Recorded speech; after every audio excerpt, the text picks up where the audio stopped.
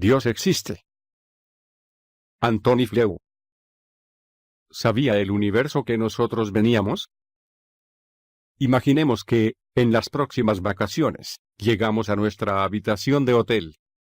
El reproductor de CD, situado sobre la mesilla de noche, hace sonar dulcemente una canción de nuestro disco favorito. El cuadro colgado sobre el cabecero de la cama es idéntico al que cuelga sobre la chimenea en nuestra casa. La habitación está perfumada con nuestra fragancia preferida. Sacudimos la cabeza con asombro y dejamos las maletas en el suelo. Sorprendidos, exploramos con atención nuevos detalles. Nos deslizamos hasta el minibar, abrimos la puerta y contemplamos con estupefacción su contenido. Sí, son nuestras bebidas favoritas. Nuestras galletas y caramelos favoritos, incluso nuestra marca de agua mineral predilecta. Nos alejamos entonces del minibar y deambulamos por la habitación. Descubrimos que hay un libro sobre el escritorio. Se trata de la última publicación de nuestro autor preferido. Echamos un vistazo al cuarto de baño, donde encontramos cuidadosamente alineados junto al lavabo diversos productos de belleza y cuidado personal, cada uno de los cuales parece haber sido escogido específicamente para nosotros. Encendemos la televisión, que resulta estar sintonizada en nuestro canal favorito. Lo lógico es que, con cada nuevo descubrimiento sobre este hospitalario entorno, nos mostremos cada vez menos inclinados a pensar que todo pueda ser una coincidencia, ¿no? Nos preguntaremos cómo los responsables del hotel han podido obtener una información tan detallada sobre nosotros. Quizás nos maravillemos de su meticulosa diligencia. Quizás nos inquiete la idea de cuánto va a costarnos todo ese lujo. Pero, sin duda, estaríamos inclinados a pensar que alguien sabía que íbamos a llegar. Nuestro universo finamente ajustado. Este escenario vacacional es una parábola torpe y limitada del llamado argumento del ajuste fino. La popularidad reciente de este argumento ha puesto de manifiesto una nueva dimensión de las leyes de la naturaleza. Cuanto más examino el universo y estudio los detalles de su arquitectura, escribe el físico Freeman Dyson, más evidente me parece que el universo sabía en algún sentido que nosotros íbamos a venir. Dicho de otra forma, las leyes de la naturaleza parecen haber sido fabricadas de forma que puedan impulsar el universo hacia la aparición y la conservación de la vida. Este es el llamado principio antrópico, popularizado por pensadores como Martin Rees, John Barrow y John Leslie. Tomemos las leyes físicas más básicas. Se ha calculado que si el valor de solo una de las constantes fundamentales, la velocidad de la luz, o la masa de un electrón, por ejemplo, hubiese sido ligerísimamente diferente, no se hubiese podido formar ningún planeta capaz de permitir la evolución de la vida humana. Este ajuste fino ha sido explicado de dos formas. Algunos científicos han dicho que el ajuste fino es la prueba del diseño divino, otros muchos han especulado que nuestro universo es uno entre muchos, un multiverso, con la peculiaridad de que el nuestro, resultó tener las condiciones adecuadas para la vida. Pero prácticamente ningún científico importante hoy día sostiene que el ajuste fino haya podido ser simplemente el resultado del azar operando en un solo universo. En su libro Mentes Infinitas, John Leslie, un destacado teórico del principio antrópico, arguye que la mejor explicación para el ajuste fino es el diseño divino. Dice que lo que le impresiona no son argumentos particulares relativos a casos concretos de ajuste fino, sino el hecho de que sean posibles tantos argumentos relativos a tantos datos. Si hubiera aspectos del funcionamiento de la naturaleza que parecieran muy afortunados y también totalmente fundamentales, escribe, entonces estos, bien podrían ser considerados como evidencias especialmente favorecedoras de la creencia en Dios. Cita algunos ejemplos de tales aspectos afortunados y fundamentales del funcionamiento de la naturaleza. 1. El principio de relatividad especial garantiza que fuerzas como el electromagnetismo tengan un efecto invariable, aunque actúen perpendicularmente a la dirección de desplazamiento de un sistema. Esto permite que funcione el código genético y que los planetas no se desintegren cuando rotan. 2. Las leyes cuánticas impiden que los electrones colapsen sobre el núcleo del átomo. 3. La fuerza electromagnética es de tal intensidad que permite que tengan lugar muchos procesos clave, hace posible que las estrellas ardan establemente durante miles de millones de años. Permite la síntesis del carbono en las estrellas. Garantiza que los leptones no sustituyan a los quarks, lo cual habría hecho imposibles a los átomos. Es responsable de que los protones no decaigan demasiado rápido y que no se repelan con demasiada fuerza, lo cual habría hecho imposible la química. ¿Cómo es posible que la intensidad de una misma fuerza satisfaga requisitos tan variados, cuando parece que se requerirían intensidades diferentes para cada uno de dichos procesos? A través del multiverso. La alternativa a la idea del diseño divino es la teoría del multiverso. Sostendré, sin embargo, que la existencia de un multiverso no eliminaría aún la cuestión de la fuente divina. Uno de los defensores más destacados de la idea del multiverso es el cosmólogo Martín Rees. Rees observa, cualquier universo favorable a la vida, lo que podríamos llamar un universo biófilo, tiene que estar ajustado de una forma particular. Las condiciones para cualquier vida del tipo que conocemos. Estrellas longevas y estables, átomos estables como los del carbono, el oxígeno y el silicio, capaces de combinarse para formar moléculas complejas, etc., dependen de las leyes físicas y del tamaño, índice de expansión y contenido del universo. Esto podría ser explicado, dice, mediante la hipótesis según la cual habría muchos universos, dotado cada uno de diferentes leyes y constantes físicas, y el nuestro pertenecería a un tipo de universos capaces de conducir a la aparición de la complejidad y de la conciencia. Si esto es así, el ajuste fino dejaría de ser sorprendente. Rees menciona las variantes más conocidas de la idea del multiverso. En el universo inflacionario de los cosmólogos Andrei Linde y Alex Vilenkin, los universos surgen de Big Bangs particulares con dimensiones espaciotemporales totalmente distintas de las del universo que conocemos. La tesis del agujero negro de Alan Guth, David Harrison y Lee Smolin, sostiene que los universos se materializan a partir de agujeros negros en ámbitos espaciotemporales recíprocamente inaccesibles. Finalmente, Lisa Randall y Raman Sundrum proponen que hay universos en dimensiones espaciales diferentes, que pueden o no interactuar gravitacionalmente unos con otros. Rees señala que estas ideas sobre el multiverso son altamente especulativas y requieren una teoría que describa coherentemente la física de las densidades ultraelevadas, la configuración de las estructuras en las dimensiones adicionales, etc. Observa que solo una de esas versiones del multiverso puede ser correcta. Y en realidad, añade, muy probablemente ninguna de ellas lo es, hay teorías alternativas que conducirían solo a un universo. Una teoría disparatada. Tanto Paul Davies como Richard Swinburne rechazan la idea del multiverso. Davies, que es físico y cosmólogo, escribe que es trivialmente cierto que, en un universo infinito, cualquier cosa que pueda ocurrir ocurrirá. Pero esto no es en absoluto una explicación. Si estamos intentando entender por qué el universo es bioamigable, no nos ayuda que se diga que todos los universos posibles existen efectivamente. Como un disparate, lo explica todo y no explica nada. Con esto quiere decir que es una afirmación vacía. Si decimos que el mundo y todo lo que hay en él comenzaron a existir hace 5 minutos, que nuestras memorias han sido rellenadas con falsos recuerdos de acontecimientos de muchos años y que el mundo ha sido sembrado de falsas evidencias de hechos arcaicos, nuestra afirmación no puede ser refutada. Lo explica todo sin explicar nada. Una verdadera explicación científica, dice Davies, es como una única bala que acierta en el blanco. La idea del multiverso sustituye el mundo real racionalmente ordenado por una payasada infinitamente compleja, y priva de cualquier significado a la idea misma de explicación.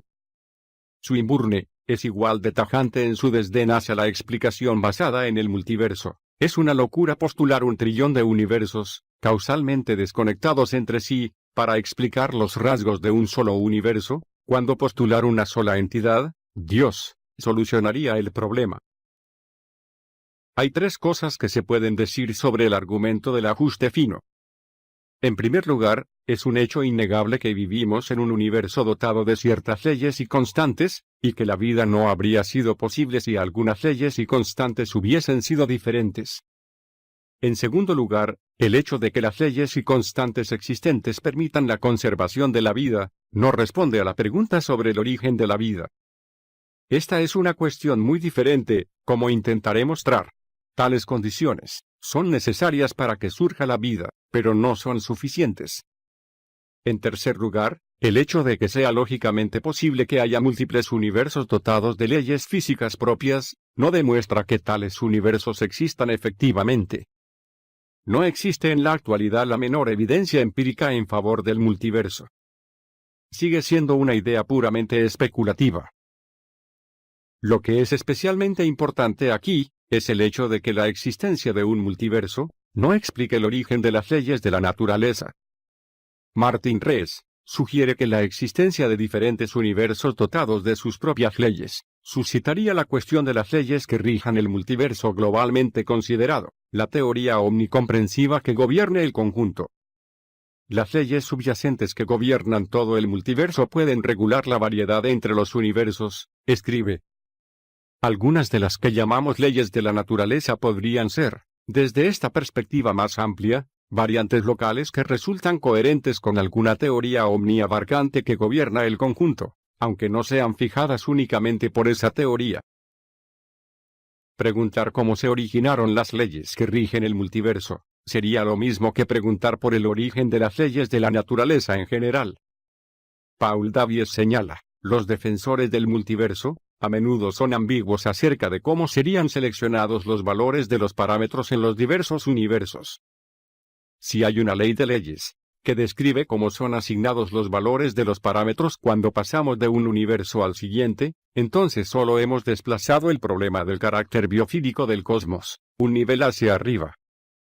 Algunos han dicho que las leyes de la naturaleza son simplemente resultados accidentales de la forma en que el universo se enfrió después del Big Bang.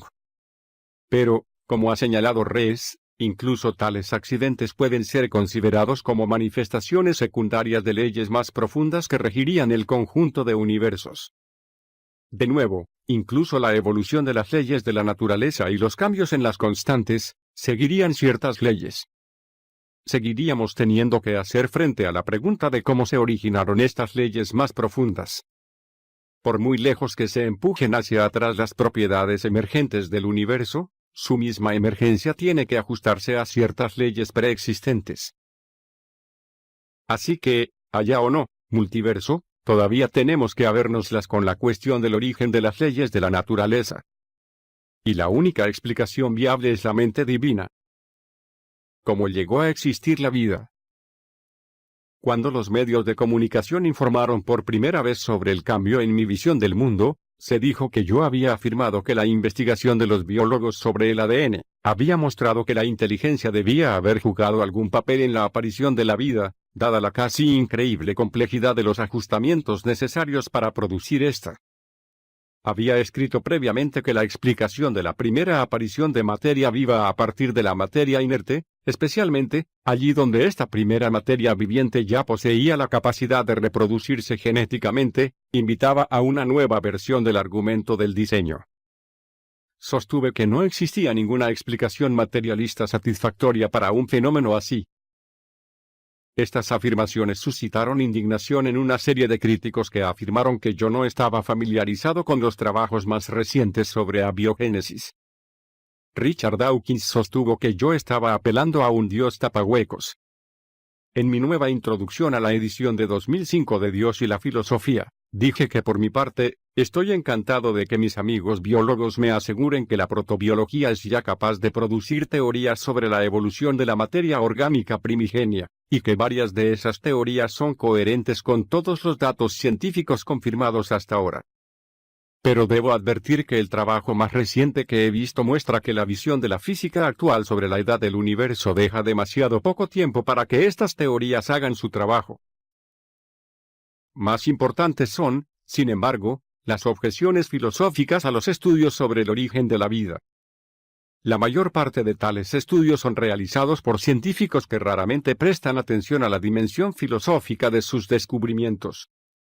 Los filósofos, por otra parte, han dicho poca cosa sobre la naturaleza y el origen de la vida.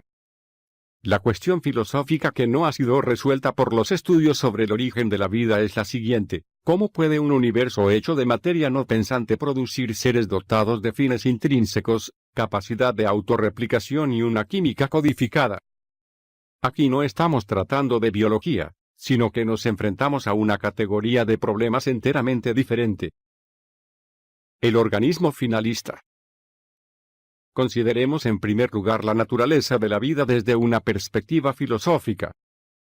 La materia viva posee una intrínseca organización teleológica, que no aparece por ningún lado en la materia que la precedió.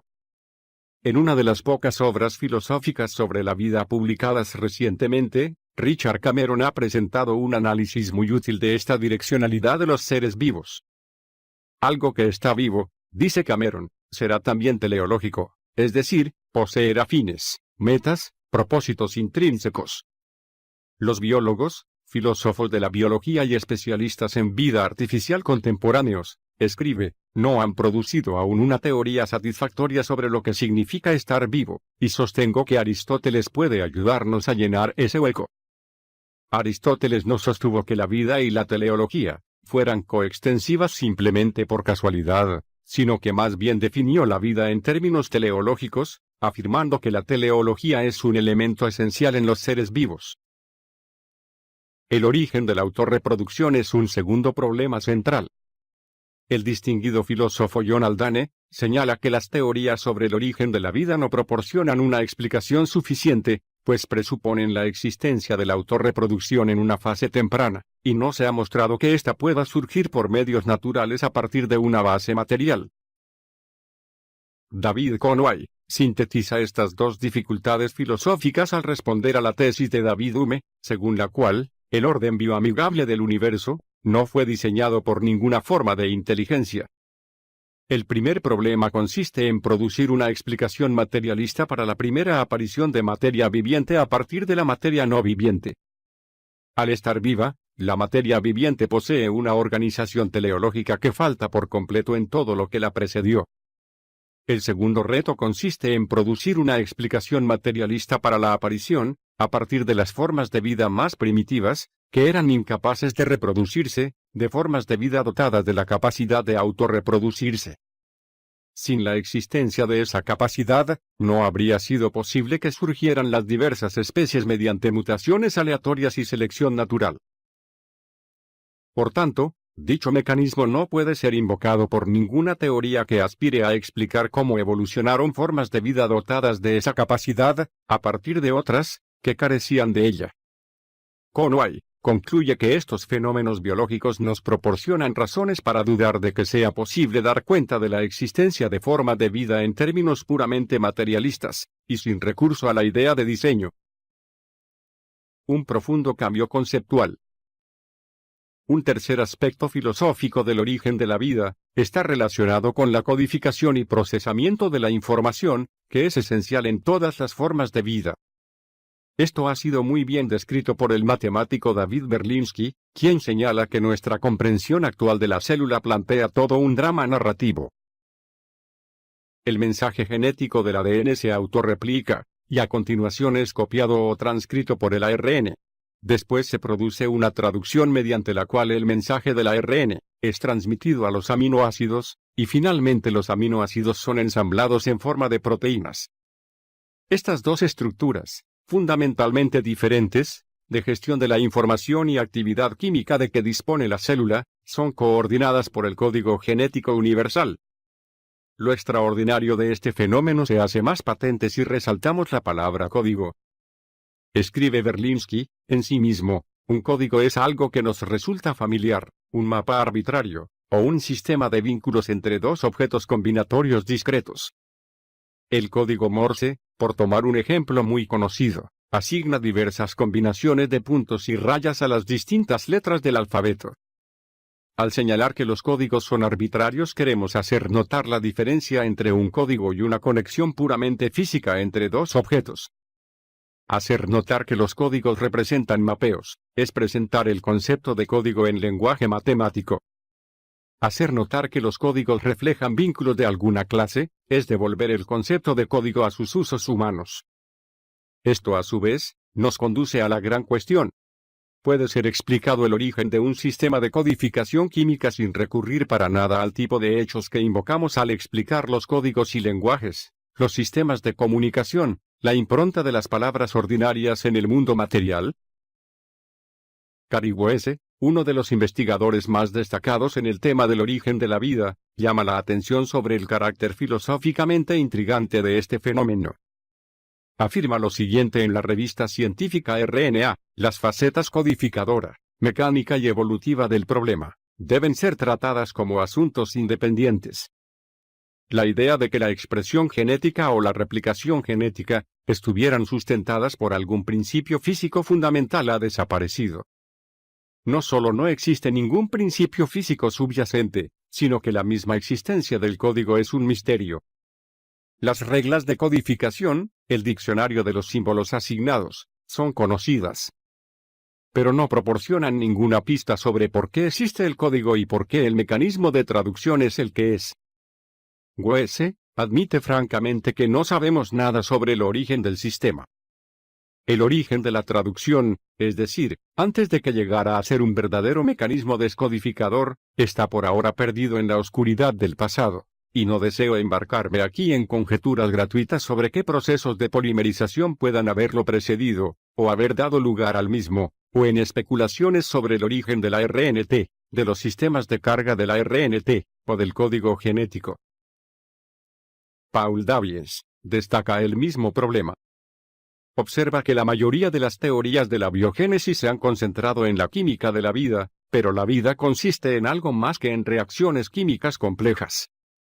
La célula es también un sistema de almacenamiento, procesamiento y replicación de información. Necesitamos explicar el origen de esa información, y la forma en que la maquinaria de procesamiento de la información pudo llegar a existir. Enfatiza el hecho de que un gen no es más que un conjunto de instrucciones codificadas con una receta precisa para construir proteínas. Y lo que es más importante, estas instrucciones genéticas no son el tipo de información que puede encontrarse en la termodinámica y la mecánica estadística. Se trata, más bien, de información semántica. Es decir, información con un significado específico.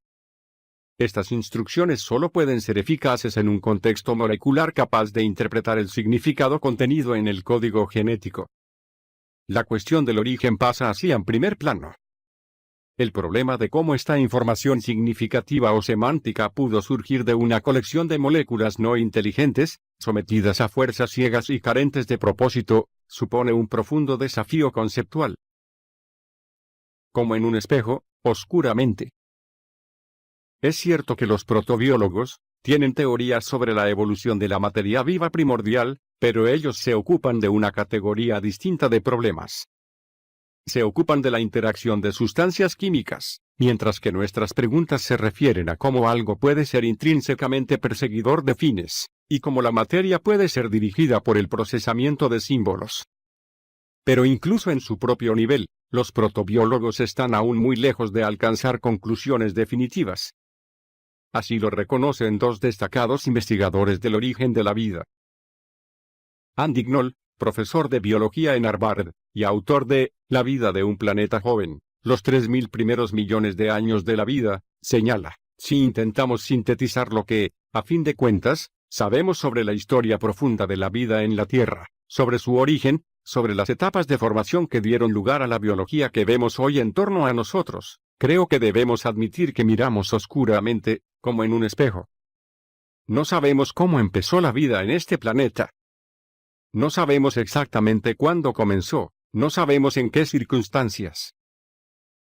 Antonio Lascano, presidente de la Sociedad Internacional para el Estudio del Origen de la Vida, indica: un aspecto de la vida, sin embargo, sigue siendo cierto: la vida no podría haber evolucionado sin un mecanismo genético capaz de almacenar, copiar y transmitir a su progenie información que puede cambiar con el tiempo. La cuestión de cómo evolucionó la primera maquinaria genética también sigue siendo un problema irresuelto. De hecho, dice, el desarrollo exacto del origen de la vida quizás no será nunca conocido. En lo que se refiere al origen de la reproducción, John Maddox, editor emérito de Nature, escribe: la cuestión dominante es cuándo y cómo evolucionó la propia reproducción sexual. Tras décadas de especulación, seguimos sin saberlo. Finalmente, el científico Gerald Schroeder señala que la existencia de condiciones favorables a la vida no basta para explicar cómo se originó esta. La vida pudo sobrevivir solo gracias a las condiciones favorables de nuestro planeta. Pero no hay ninguna ley de la naturaleza que obligue a la materia a producir entidades autorreplicantes y orientadas hacia fines. Así que, ¿cómo explicar el origen de la vida? El Premio Nobel de Medicina George Wald sostuvo en cierta ocasión, con palabras que se han hecho célebres: escogemos creer lo imposible, que la vida surgió espontáneamente por azar. En años posteriores, llegó a la conclusión de que una mente preexistente, a la que considera la matriz de la realidad física, construyó un universo físico capaz de criar seres vivos. ¿Cómo es que, aunque haya tantas otras opciones aparentes, estamos en un universo que posee exactamente ese peculiar conjunto de cualidades que hacen posible la vida? Se me ha ocurrido últimamente, debo confesar que, al principio, con cierto espanto de mi sensibilidad científica, que ambas cuestiones deben ser tratadas de forma hasta cierto punto congruente. Es decir, mediante la suposición de que la inteligencia, en lugar de emerger como un subproducto tardío de la evolución de la vida, en realidad ha existido siempre como la matriz, la fuente, la condición de la realidad física, que la sustancia de que está hecha la realidad física, es sustancia mental. Es la mente la que ha compuesto un universo físico capaz de desarrollar vida, capaz de producir evolutivamente criaturas que saben y crean, criaturas que hacen ciencia, arte y tecnología. Esta es también mi conclusión. La única explicación satisfactoria del origen de esta vida orientada hacia propósitos y autorreplicante que vemos en la Tierra, es una mente infinitamente inteligente. ¿Salió algo de la nada? En una de las últimas escenas de la película Sonrisas y Lágrimas, María, interpretada por Julie Andrews, y el capitán Von Trapp, interpretado por Christopher Plummer, finalmente se confiesan su amor recíproco. Cada uno parece asombrado de ser amado por el otro, y se preguntan juntos cómo pudo llegar a surgir su amor. Pero parecen seguros de que surgió de algún sitio. La letra de la canción de Richard Rodgers que cantan entonces dice: nada viene de la nada, nada podría nunca hacerlo. ¿Pero es esto verdad? ¿O puede salir algo de la nada? ¿Y cómo afecta esta cuestión a nuestra concepción de la aparición del universo? Este es el tema del que se ocupa la disciplina científica llamada cosmología, y el argumento cosmológico en filosofía. En la presunción de ateísmo, definí el argumento cosmológico como aquel que toma como punto de partida la tesis de que existe un universo. Por universo, entendía uno o más seres, cuya existencia había sido causada por algún otro ser, o que podrían ser las causas de la existencia de otros seres. El universo como realidad última. En la presunción de ateísmo, y otros escritos ateos, sostuve que debemos tomar el propio universo y sus leyes fundamentales como una realidad última. Cada sistema explicativo debe comenzar en algún sitio, y ese punto de partida no puede, él mismo, ser explicado por el sistema. Por tanto, todos los sistemas incluyen algunos presupuestos fundamentales que no pueden ser explicados. Esta es una consecuencia que se sigue de la naturaleza esencial de las explicaciones sobre por qué ocurre lo que ocurre.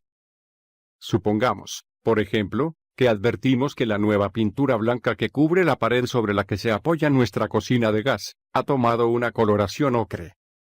Investigamos el asunto. Descubrimos que esto es lo que ocurre siempre con ese tipo de cocina y ese tipo de pintura. Profundizando en nuestro cuestionamiento hasta un segundo nivel, aprendemos que este fenómeno resulta explicable por ciertas regularidades más generales y profundas de la combinación química. El sulfuro de las emanaciones de gas forma un compuesto con algún elemento presente en la pintura, y así se produce el cambio de color. Profundizando aún más, terminamos viendo la suciedad de nuestra cocina como una de las innumerables consecuencias de la verdad de una teoría atómico-molecular omnicomprensiva sobre la estructura de la materia. Y así sucesivamente.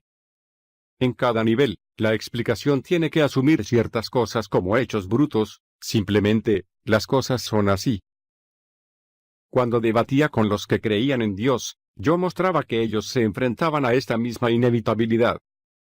Cualesquiera que sean las otras cosas que los teístas piensan poder explicar apelando a la existencia y naturaleza de su Dios, no pueden evitar tomar ese hecho, la existencia de Dios, como un hecho último, que se encuentra más allá de toda explicación.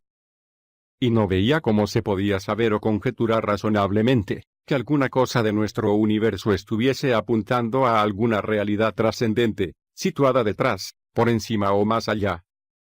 Así que, ¿por qué no aceptar el universo y sus rasgos más fundamentales como la realidad última?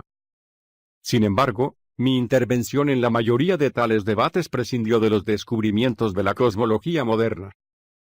De hecho, mis dos libros antiteológicos más importantes fueron escritos, uno antes del desarrollo de la cosmología del Big Bang, y el otro, antes de la introducción del argumento del ajuste fino de las constantes físicas. Pero a partir de principios de los años 80, había comenzado a reconsiderar mi posición. Admití entonces que los ateos teníamos que sentirnos inquietos por el consenso cosmológico contemporáneo, pues parecía que los cosmólogos estaban proporcionando una prueba científica de algo que el propio Santo Tomás de Aquino reconoció que no podía demostrarse filosóficamente, que el universo tuvo un comienzo. En el principio. Cuando siendo aún ateo, me enfrenté por primera vez a la teoría del Big Bang, me pareció que esta teoría cambiaba mucho las cosas, pues sugería que el universo había tenido un comienzo y que la primera frase del Génesis, en el principio, Dios creó el cielo y la tierra, estaba relacionada con un acontecimiento real.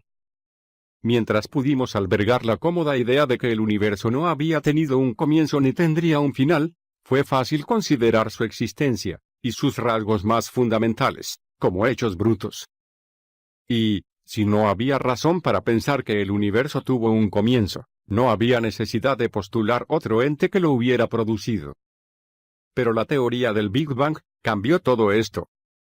Si el universo había tenido un comienzo, pasaba a ser totalmente razonable, incluso inevitable, preguntar qué había producido ese comienzo.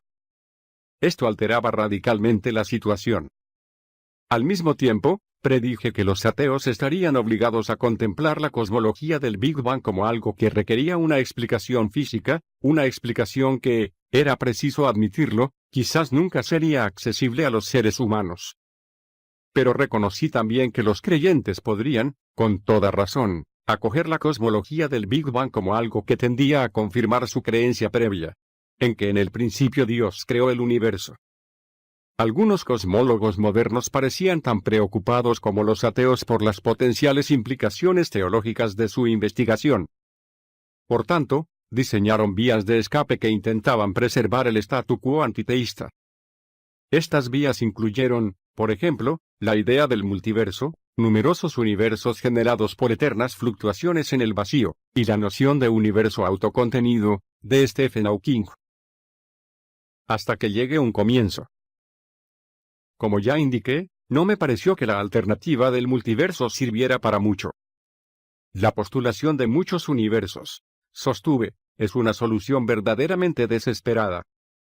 Si la existencia de un solo universo requiere una explicación, la existencia de múltiples universos requerirá una explicación mucho mayor. El problema es multiplicado por tantos universos como existan. La situación recuerda a la de aquel niño cuyo profesor no creía que un perro se hubiese comido su cuaderno con los deberes, y por tanto, reemplazó la primera versión por otra, según la cual, había sido una jauría de perros, tantos, que no podían ser contados, la que se comió su cuaderno. Stephen Hawking escogió un enfoque diferente en su libro, Una breve historia del tiempo.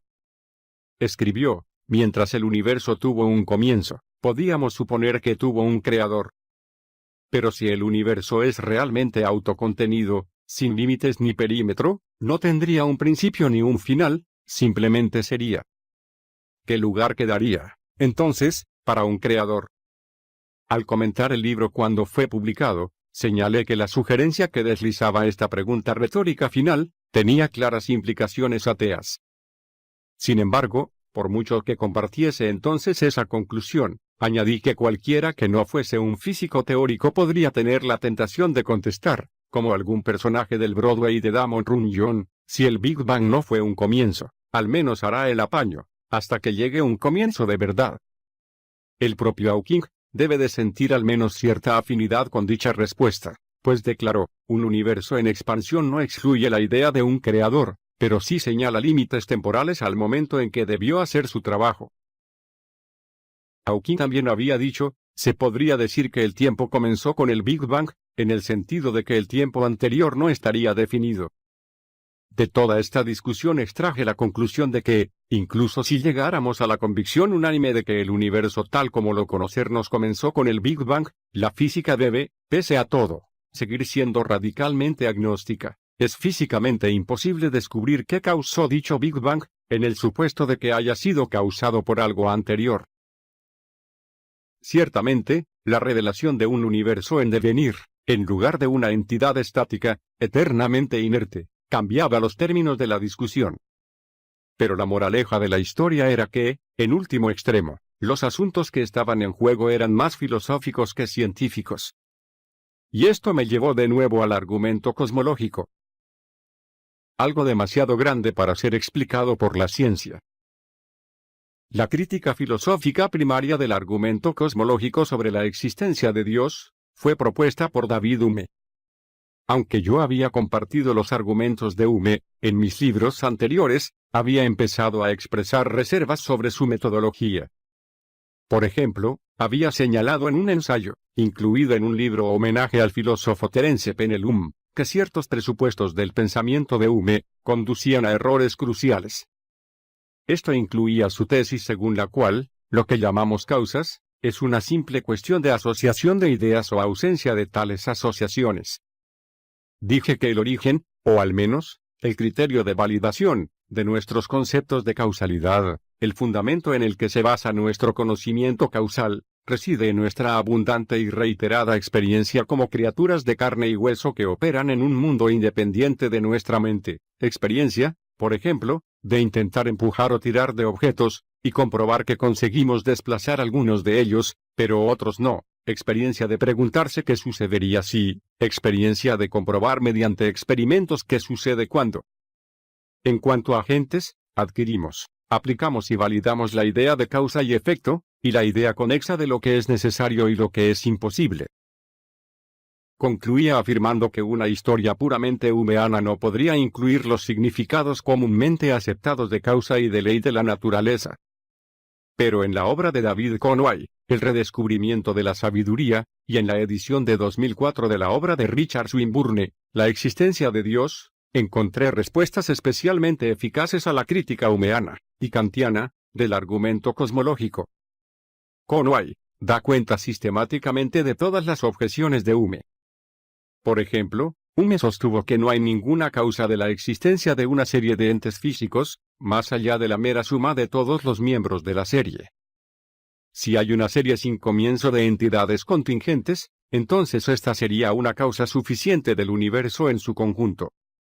Conway rechazaba esta objeción con el argumento de que las explicaciones causales de las partes de una totalidad en términos de otras partes, no pueden sumarse para constituir una explicación global de la totalidad, si los entes invocados como causas son entes cuya propia existencia está necesitada de una explicación causal. Así, por ejemplo, imaginemos un virus de software que sea capaz de replicarse a sí mismo en ordenadores integrados en una red. El hecho de que 1.000.000 de ordenadores haya sido infectado por el virus no explica por sí mismo la existencia del virus autorreplicante.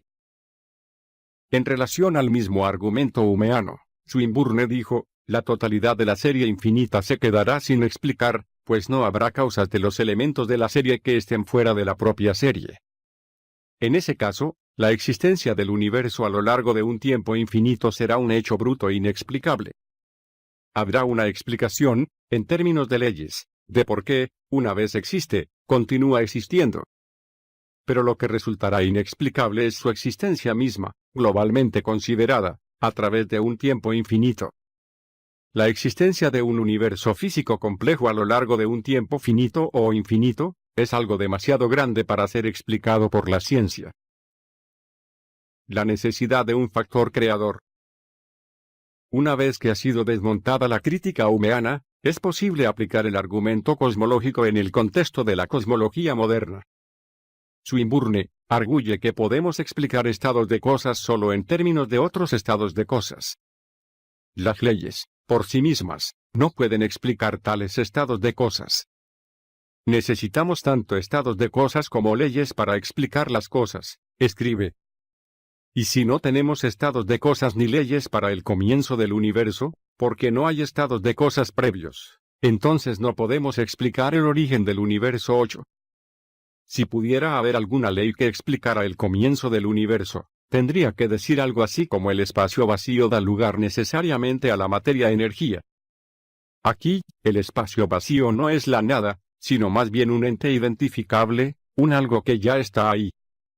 Esta confianza en las leyes para hacer surgir el universo del espacio vacío plantea también la cuestión de por qué la materia-energía fue producida en el tiempo Tao, y no en algún otro momento. El filósofo de la ciencia John Leslie ha mostrado que ninguno de los modelos cosmológicos que están de moda hoy día excluye la posibilidad de un creador. Cierto número de cosmólogos han especulado con la idea de que el universo surgió de la nada. Edward Teron, en 1973, había teorizado que el universo era una fluctuación en el vacío de un espacio mayor. Arguyó que la energía total del universo era cero porque la energía gravitacional del universo es mostrada como una cantidad negativa en las ecuaciones de los físicos. Usando otro enfoque, Jim Hartley, Stephen Hawking y Alex Vilenkin han conjeturado que el universo fluctuó cuánticamente a la existencia desde la nada. Esta nada es en ciertos casos una espuma caótica de espacio-tiempo con una densidad energética fantásticamente alta. Otra sugerencia, de Hawking, es que el tiempo se hace cada vez más espacial a medida que retrocedemos hacia el Big Bang. Leslie no piensa que tales especulaciones sean relevantes porque, en su opinión, de cualquier forma que describamos el universo, como habiendo existido desde siempre, o habiéndose originado a partir de un punto fuera del espacio-tiempo, o en el espacio, pero no en el tiempo, o iniciándose de una forma tan cuánticamente borrosa que no sería posible determinar ningún punto definido en el que comenzara, o poseyendo una energía total igual a cero, la gente que encuentra un problema en la misma existencia de algo en lugar de nada se sentirá poco inclinada a estimar que el problema ha sido solucionado. Si tuviéramos una ecuación capaz de determinar la probabilidad de que emerja algo del vacío, aún habría que preguntar por qué existe esa ecuación. El mismo Hawking, de hecho, había indicado la necesidad de un factor creador que insuflase fuego en las ecuaciones. En una entrevista poco tiempo después de la publicación de Una breve historia del tiempo, Hawking reconoció que su modelo no afectaba para nada a la existencia de Dios. Al decir que las leyes de la física determinaban cómo comenzó el universo, solo estamos diciendo que Dios no escogió poner en marcha el universo de alguna forma arbitraria que nosotros no podríamos entender. Esto no implica decir que Dios no exista, sino solo que Dios no es arbitrario. Buen argumento inductivo. El viejo intento de explicar el universo por referencia a una serie infinita de causas ha sido reformulado en el lenguaje de la cosmología moderna. Pero el resultado es insatisfactorio, en opinión de John Leslie. Algunas personas, indica Leslie, piensan que la existencia del universo en un momento dado puede ser explicada por el hecho de que existía en un momento previo, y así sucesivamente ad infinitum. También hay físicos que creen que el universo existió durante un tiempo infinito, bien por medio de una serie infinita de explosiones y contracciones, o bien como parte de una realidad en expansión eterna, que produce nuevos universos mediante sucesivos Big Bangs. Y otros dicen que el universo existió desde un pasado finito, si lo contemplamos desde cierta perspectiva, pero durante un tiempo infinito, si lo medimos de otra forma.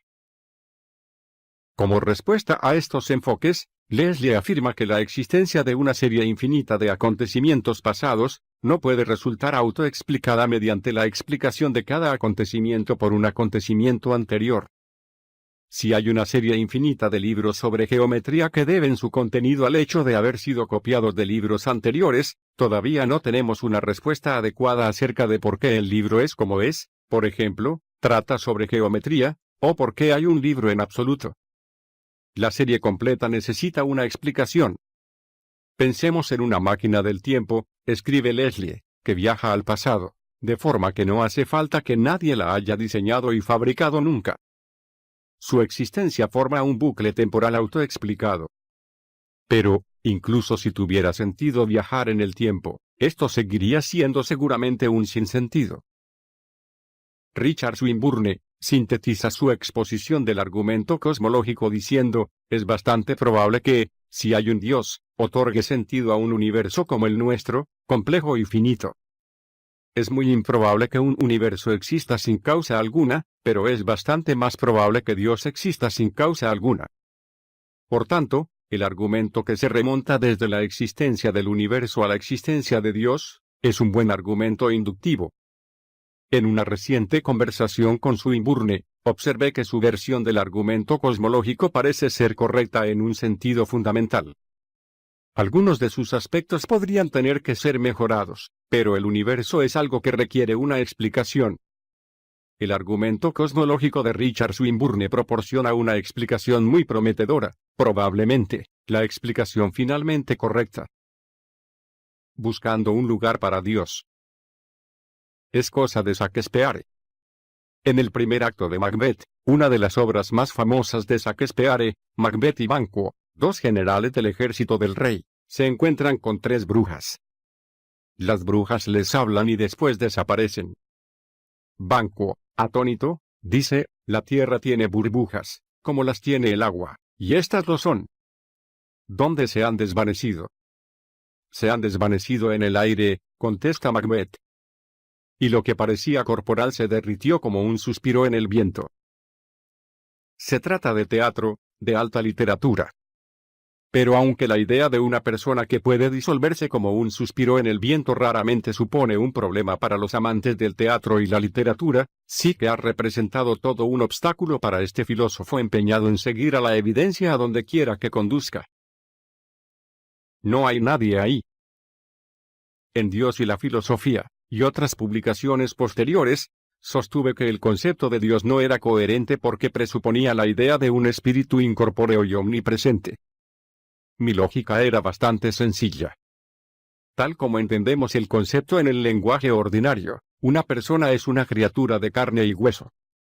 En este sentido, la expresión persona sin cuerpo parecía absurda, como la pequeña rima atribuida a Hugues Mearns. Mientras subía la escalera encontré a un hombre que no estaba allí. Hoy, de nuevo, no estaba allí. Oh, cómo me gustaría que se fuera. Decir persona sin cuerpo es como decir a alguien que no está ahí. Si queremos hablar de una persona sin cuerpo, deberemos proporcionar algún medio para identificar y reidentificar a la persona, en un nuevo sentido de la palabra persona. Filósofos posteriores como Peter Strawson y Bederrunde, han seguido desarrollando esta crítica. Muy recientemente, encontramos una versión de este argumento en la obra de John Gaskin, profesor de filosofía y fellow, de Trinity College, en Dublín. Escribe, la ausencia de un cuerpo no solo es una razón empírica para dudar de que exista una persona, no hay nadie ahí. Es también una razón para dudar de que dicha entidad incorpórea pueda ser un agente. Aunque formidable, esta crítica ha sido afrontada de forma creíble por los teístas. Desde las décadas de 1980 y 1990, se ha producido un renacimiento del teísmo entre los filósofos analíticos. Muchos de estos pensadores han realizado extensos estudios sobre los atributos tradicionalmente predicados de Dios, y sobre conceptos tales como la eternidad. Dos de tales filósofos, Thomas Tracy y Brian Leftow, han respondido sistemáticamente al reto de defender la coherencia de la idea de un espíritu incorpóreo y omnipresente. Mientras que Tracy se ocupa de la cuestión de cómo puede ser identificado un agente incorpóreo, Leftow intenta mostrar cómo un agente divino debe estar fuera del espacio y el tiempo, y cómo un ente incorpóreo puede actuar en el universo. La perfección del ser, agente. En sus libros Dios, la acción y la corporeidad y el Dios que actúa, Tracy ha contestado por extenso a mis preguntas sobre cómo es posible que haya una persona sin cuerpo, y cómo podría ser identificada una persona tal. Tracy considera que las personas, humanas y divinas, son agentes que pueden actuar intencionalmente. Ve a la persona humana como un organismo agente, un cuerpo capaz de acción intencional. Pero, aunque todos los agentes corpóreos, como las personas humanas, deben ser unidades psicofísicas, y no mentes yuxtapuestas a cuerpos, no todos los agentes tienen que ser corpóreos. Ningún argumento antidualista muestra que el cuerpo sea una condición necesaria para ser un agente, pues la condición para ser un agente consiste, simplemente, en ser capaz de acción intencional. Traki señala que Dios es un agente cuya actividad es intencional. Hablar de Dios como un ser personal es hablar de Él como un sujeto de acciones intencionales. Los poderes de acción de Dios son únicos, y las acciones adscritas a Dios no pueden en principio ser atribuidas a otros agentes. Por ejemplo, Dios, a través de su capacidad intencional, es el agente que trae a la existencia a todos los demás seres. Traki observa que Dios puede ser identificado por medio del modo único en que actúa.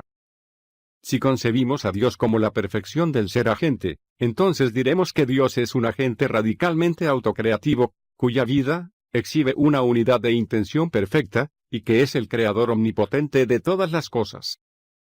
Decir que Dios ama es decir que Dios ama en formas concretas, mostradas por sus acciones, y que estas acciones representan su identidad en cuanto a agente.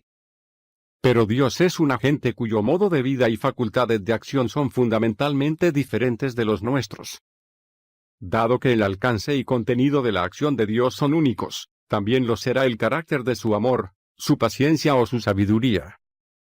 Esta concepción de la acción divina puede ayudar a dar contenido a nuestras descripciones de Dios como un ser amoroso o sabio, aunque aún tendremos que admitir que nuestra comprensión es radicalmente limitada. El verdadero mobiliario del mundo. Brian Leftow, actualmente profesor Noyot, en Oxford, trata estos temas en su libro Dios y la Eternidad. En mi debate con él, Leftow señaló que la idea según la cual Dios está fuera del espacio y el tiempo es coherente con la teoría de la relatividad especial. Hay muchos argumentos con los que se puede intentar mostrar que Dios está fuera del tiempo, indicó. Uno que me impresiona bastante es simplemente que, si tomamos muy en serio la relatividad especial, creemos que todo lo que está en el tiempo está también en el espacio. Se trata de un continuum tetradimensional. Ningún teísta ha pensado nunca que Dios estuviera literalmente ahí, en el espacio. Si no está en el espacio, y todo lo que está en el tiempo está en el espacio, entonces tampoco está en el tiempo. La pregunta, pues, pasa a ser, ¿qué sentido puede tener afirmar que existe algo parecido a un ser personal fuera del tiempo? Leftow continuaba así, bueno, muchos atributos personales no pueden serle aplicados. No puede olvidar, pues solo es posible olvidar aquello que está en nuestro pasado. No puede cesar de hacer algo. Solo se puede cesar de hacer algo si se tiene un pasado. Pero hay otras características personales que no parecen estar esencialmente referidas al tiempo, cosas como conocer, que puede ser simplemente un estado disposicional, sin una referencia temporal.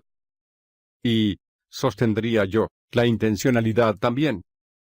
Tener una intención puede ser un estado disposicional tal que, si ocurrieran ciertas cosas, uno haría algo. Así que estoy inclinado a pensar que hay razones para pensar que Dios está fuera del tiempo. Y, también, que tiene sentido pensar que eso no nos conduce a un piélago misterioso. La otra cuestión que analizó fue la de cómo puede tener sentido hablar de un espíritu omnipresente que actúa en el espacio o en el mundo. Si Dios es atemporal, entonces todo lo que hace lo hace, por así decir, a la vez, en un solo acto.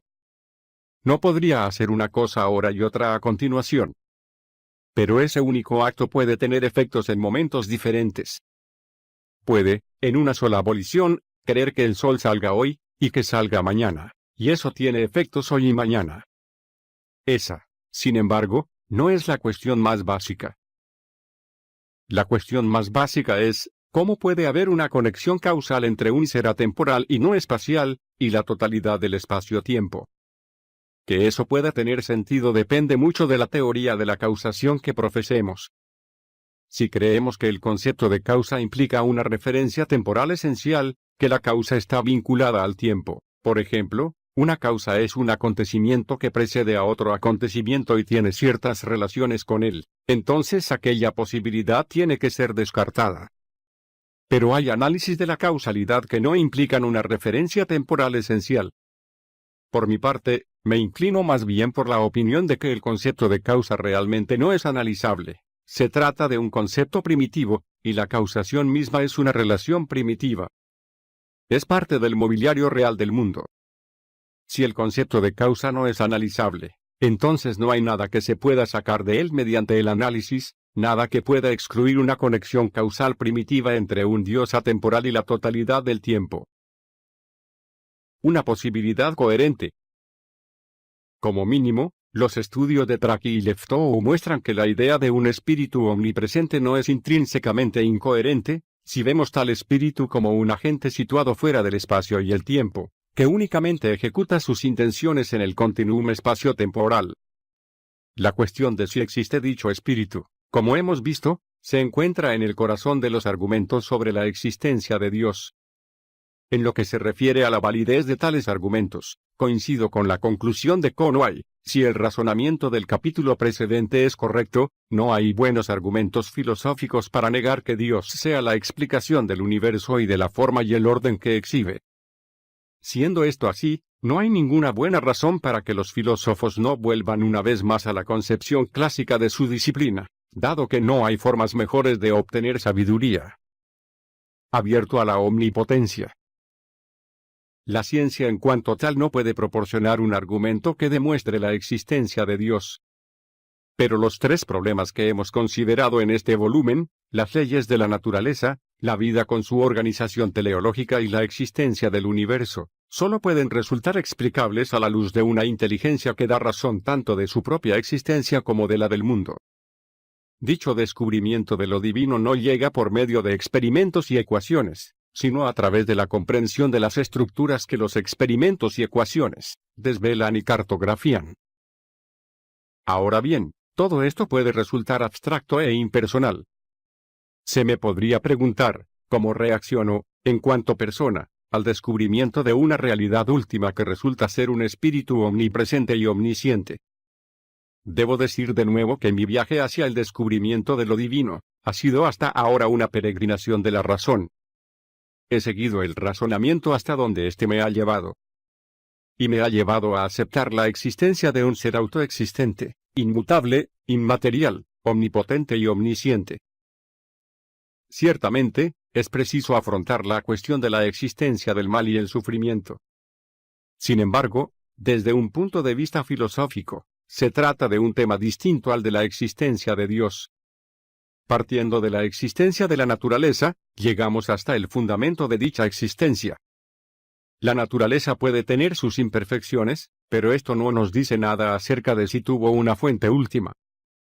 Así, la existencia de Dios no depende de la existencia del mal, está justificada o no. En lo que se refiere a la presencia del mal, hay dos explicaciones alternativas para aquellos que aceptan la existencia de lo divino. La primera es la idea del Dios aristotélico, que no interviene en el mundo.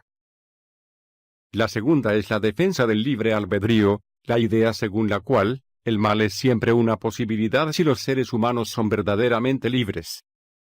En el marco aristotélico, una vez que el trabajo de la creación está completo, Dios abandona el universo a la operación de las leyes naturales, aunque quizás confirmando alguna vez, de manera distante y poco comprometida, los principios fundamentales de la justicia.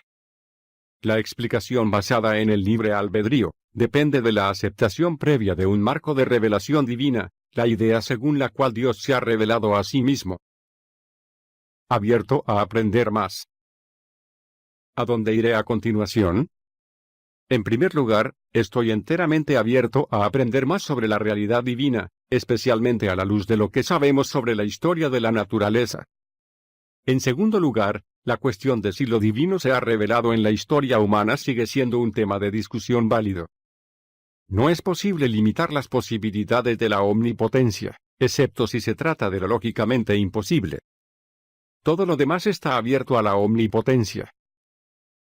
El apéndice B de este volumen es un resumen de mi diálogo sobre este último tema con el investigador bíblico y obispo anglicano Wright, con particular referencia a la tesis cristiana de que Dios se hizo hombre en la persona de Jesucristo.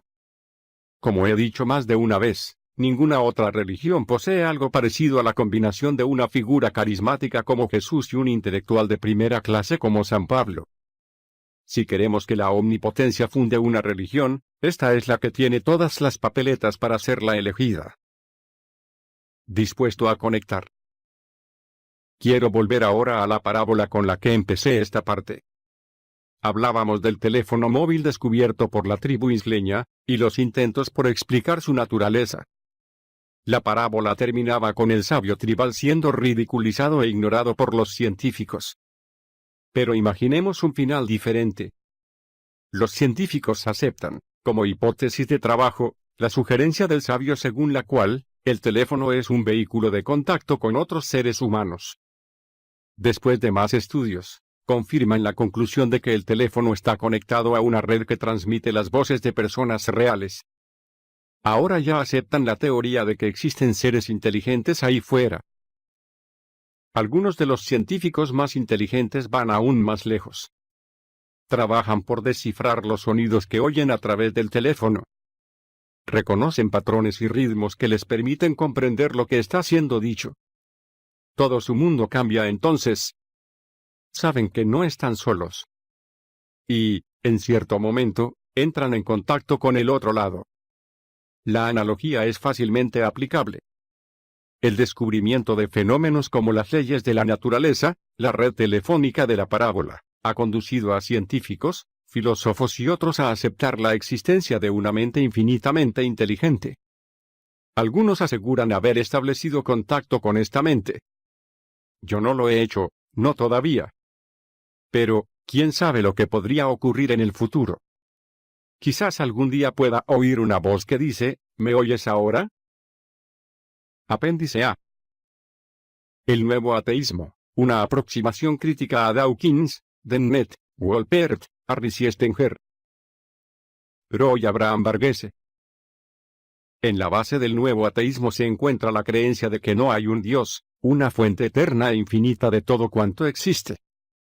Esta es la tesis clave que debe ser demostrada para que funcionen el resto de sus argumentos. Sostendré aquí que los nuevos ateos, Richard Dawkins, Daniel Dennett, Lewis Wolpert, Sam Harris, y Victor Stenger, no solo no ofrecen una argumentación convincente a favor de dicha creencia, sino que también ignoran muchos fenómenos que son particularmente relevantes para la cuestión de si Dios existe. En mi opinión, se dan en nuestra experiencia inmediata 5 fenómenos que solo pueden ser explicados postulando la existencia de Dios. Son, en primer lugar, la racionalidad implícita en toda nuestra experiencia del mundo físico. En segundo lugar, la vida, la capacidad de actuar autónomamente.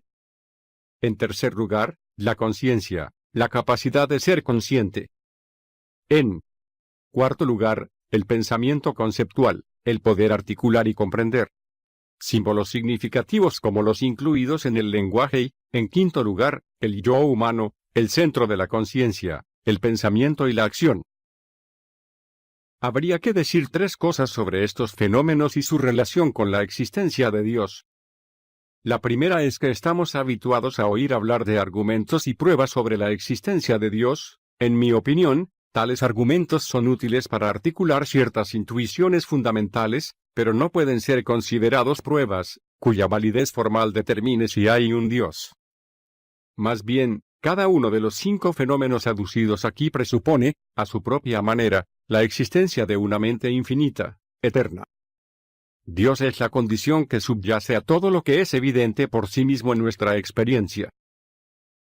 La segunda, como debería resultar obvio a la luz de la tesis anterior, no estamos hablando sobre probabilidades e hipótesis, sino sobre encuentros con realidades fundamentales que no pueden ser negadas sin autocontradicción.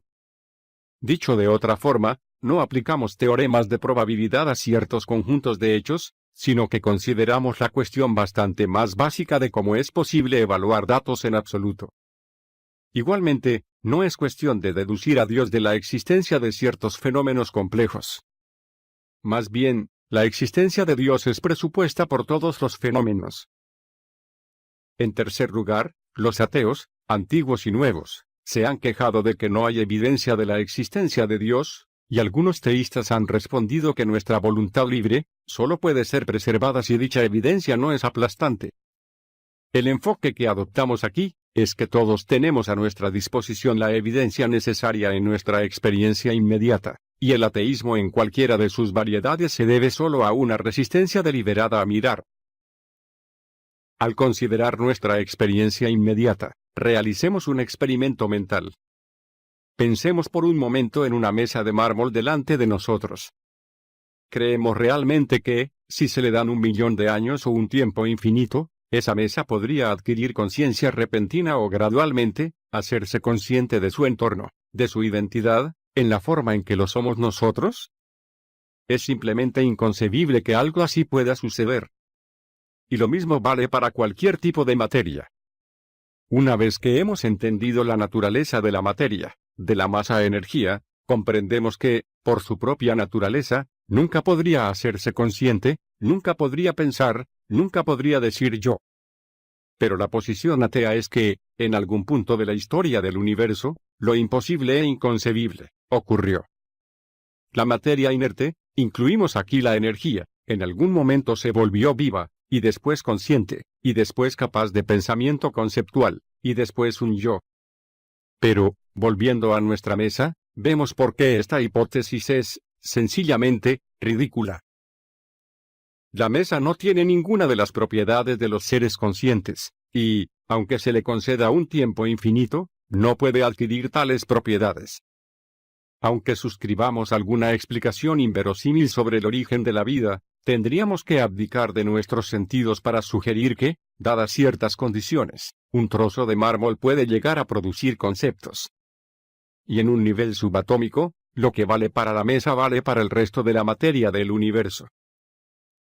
Durante los últimos 300 años, la ciencia empírica ha desvelado muchísimos más datos sobre el mundo físico, de lo que nuestros antepasados nunca hubieran podido imaginar. Estos descubrimientos incluyen una comprensión amplia de las redes genéticas y neuronales que subyacen a la vida, la conciencia, el pensamiento y el yo. Pero, aunque ahora sepa que estos 4 fenómenos operan con una infraestructura física, que es mejor entendida que nunca antes, la ciencia no puede decir nada sobre la naturaleza y el origen de los fenómenos mismos. Aunque algunos científicos hayan intentado explicarlos como manifestaciones de la materia, no hay forma de demostrar que, por ejemplo, mi comprensión de la frase que escribo en este momento, no sea nada más que una transacción neuronal específica. Desde luego, hay transacciones neuronales que acompañan a mis pensamientos, y la neurología moderna ha identificado las regiones del cerebro que sirven de apoyo a los diversos tipos de actividad mental. Pero decir que un pensamiento determinado es una transacción neuronal específica es tan descabellado, como sugerir que la idea de justicia no es más que ciertas marcas de tinta sobre un papel. Es incoherente, por tanto, sugerir que la conciencia y el pensamiento son simple y exclusivamente transacciones físicas. Dada la limitación del espacio de que dispongo, presentaré aquí un resumen extremadamente condensado de los 5 fenómenos fundamentales que subyacen a nuestra experiencia del mundo, y que no pueden encontrar una explicación satisfactoria dentro del marco del nuevo ateísmo. Se podrá encontrar un análisis más detallado en mi próximo libro, El eslabón perdido. La racionalidad.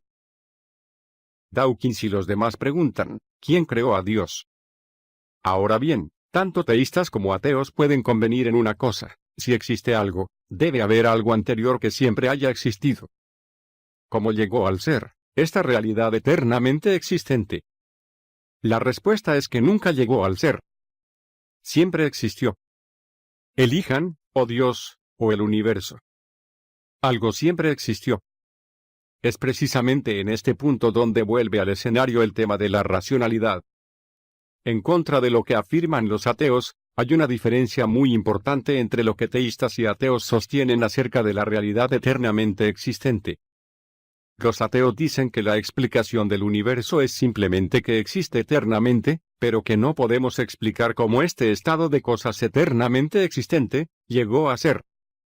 Es inexplicable, y tiene que ser aceptado como tal. Los teístas, en cambio, señalan inequívocamente que Dios es algo que no es en última instancia inexplicable. La existencia de Dios es inexplicable para nosotros, pero no para el propio Dios. Que la existencia de Dios debe tener su propia lógica interna podemos verlo, porque solo puede haber racionalidad en el universo si ésta se basa en una racionalidad última. Dicho de otra forma, hechos tan singulares como nuestra capacidad de conocer y explicar verdades, la correlación entre el funcionamiento de la naturaleza y nuestras descripciones abstractas de tal funcionamiento, lo que el físico Eugene Wigner llamó la irrazonable efectividad de las matemáticas, y el papel de códigos, sistemas de símbolos que actúan en el mundo físico, como el genético o el neuronal en los niveles más básicos de la vida, manifiestan por su misma existencia la naturaleza fundante y omnicomprensiva de la racionalidad. No podemos ver cuál sea esa lógica interna, aunque las ideas tradicionales sobre la naturaleza de Dios, ciertamente proporcionan algunas pistas. Por ejemplo, Eleonore Stump y Norman Kretschmann han arguido que el atributo divino de la simplicidad absoluta, cuando es entendido completamente, ayuda a demostrar por qué Dios no puede no existir. Alvin Plantinga señala que Dios, entendido como ser necesario, existe en todos los mundos posibles. Los ateos pueden replicar de dos formas: la existencia del universo podría tener una lógica interna que no podemos ver, y, no necesitamos creer que debe existir un ser, Dios, cuya existencia tenga su propia lógica interna. Acerca de la primera réplica, los teístas responderán a su vez que no existe una cosa llamada universo, más allá de la suma total de las cosas que lo constituyen, y sabemos ciertamente que ninguna de las cosas que integran el universo posee una lógica interna de existencia perpetua. Sobre la segunda, los teístas señalan, simplemente, que la existencia de la racionalidad que indudablemente experimentamos, y que va desde las leyes de la naturaleza hasta nuestra capacidad para el pensamiento racional, no puede ser explicada si no posee un fundamento último, un fundamento que no puede ser menos que una mente infinita. El mundo es racional, afirmó el gran matemático Kurt Gödel. La relevancia de esta racionalidad es que el orden del mundo refleja el orden de la mente suprema que lo gobierna. La realidad de la racionalidad no puede ser eludida con alguna apelación a la selección natural. La selección natural presupone la existencia de entidades físicas que interactúan según leyes específicas, y con arreglo a un código que maneja los procesos de la vida. Y hablar de selección natural es asumir que existe alguna lógica en lo que ocurre en la naturaleza, adaptación, y que somos capaces de entender esa lógica. Volviendo al ejemplo anterior de la mesa de mármol, estamos diciendo que la racionalidad muy real que subyace a nuestro pensamiento, y que encontramos en nuestro estudio de un universo matemáticamente preciso, no podría haber sido generada por una roca. Dios no es un hecho bruto último, sino la racionalidad última que está incrustada en cada dimensión del ser. Un nuevo, aunque poco plausible giro en la discusión sobre el origen de la realidad física ha sido introducido por Daniel Dennett, que sostiene que el universo se crea a sí mismo ex nihilo, o en cualquier caso, a partir de algo que es punto menos que indistinguible de la nada. Esta idea ha sido presentada con la máxima claridad por otro nuevo ateo, el físico Victor Stenger, que propone su propia solución para la cuestión del origen del universo y de las leyes físicas en sus obras. No por diseño, el origen del universo, ¿ha encontrado la ciencia Dios? El cosmos comprensible y Dios, la hipótesis fallida. Entre otras cosas, Stenger ofrece una nueva crítica de la idea misma de las leyes de la naturaleza y sus supuestas implicaciones. En el cosmos comprensible, sostiene que estas supuestas leyes no han sido ni otorgadas desde arriba, ni desarrolladas espontáneamente por el propio funcionamiento de la materia. Son, simplemente, restricciones de la forma en que los científicos pueden formular sus enunciados matemáticos sobre las observaciones. Stenger construye su argumentación sobre una peculiar interpretación de una idea nuclear de la física moderna, la idea de simetría. Según la mayoría de las versiones de la física moderna, simetría es cualquier tipo de transformación que deja intactas las leyes físicas aplicables a un sistema. La idea fue aplicada inicialmente a las ecuaciones diferenciales de la mecánica clásica y el electromagnetismo, y después también, en formas nuevas, a la relatividad especial y a los problemas de la mecánica cuántica. Stenger proporciona a sus lectores una panorámica de este poderoso concepto, pero a continuación extrae de él dos conclusiones incoherentes. Una es que el principio de simetría elimina la idea de las leyes de la naturaleza, y la otra, que la nada puede producir algo porque la nada es inestable. Sorprendentemente, la temible simetría, un libro de Anthony C., una autoridad mundial en materia de simetrías, utiliza exactamente los mismos hechos aducidos por Stenger para llegar a una conclusión muy diferente. Las simetrías han jugado un papel cada vez más central en nuestra comprensión del mundo físico. Los físicos investigan animados por la fe en que el diseño último está impregnado de simetría. La física contemporánea no habría sido posible si las simetrías no nos hubieran guiado. A medida que la física se aleja más y más de la experiencia cotidiana y se acerca más a la mente del diseñador último, nuestra inteligencia es arrancada de sus parajes familiares. Me gusta pensar en un diseñador último definido por la simetría, un Deus congruentiae. Stenger sostiene que la nada es perfectamente simétrica porque no hay ninguna posición, tiempo, velocidad o aceleración absolutos en el vacío.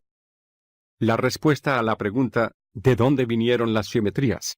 Dice, es que son exactamente las simetrías del vacío, porque las leyes de la física son exactamente las que se esperaría que fuesen si viniesen de la nada. La falacia fundamental de Stenger es muy vieja, es el error consistente en tratar la nada como si fuera algún tipo de algo. Durante siglos, los pensadores que han considerado el concepto de la nada han tenido buen cuidado en subrayar que la nada no es algo. La nihilidad absoluta implica que no hay leyes, ni vacíos, ni campos, ni energía, ni estructuras, ni entidades físicas o mentales de ningún tipo, y tampoco hay simetrías. La nada no tiene propiedades o potencialidades. La nihilidad absoluta no puede producir algo, aunque se le conceda un tiempo infinito, de hecho, no puede haber tiempo en la nada absoluta.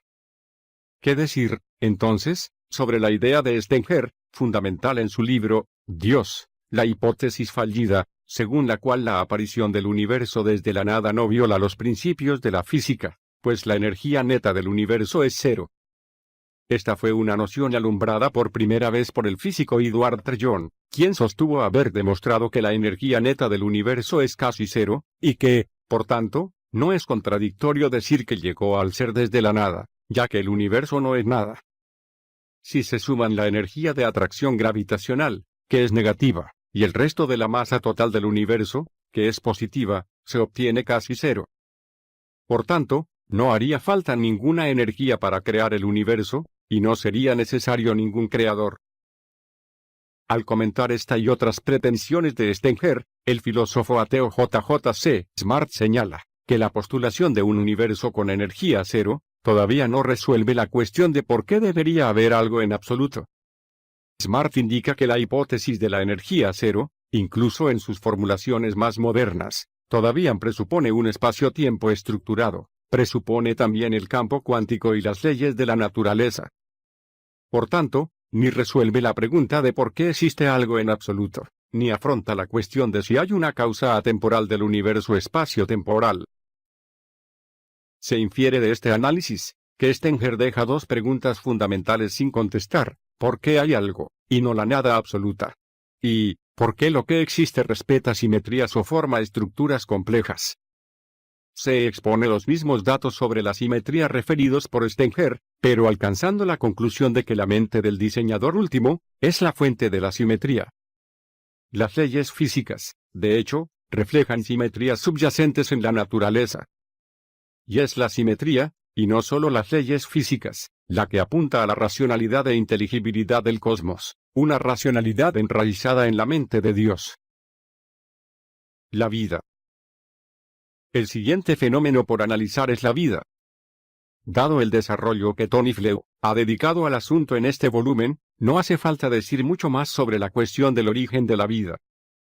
Debería subrayarse, sin embargo, que los debates actuales sobre esto no parecen siquiera tener conciencia de las cuestiones clave. Hay 4 dimensiones de los seres vivos.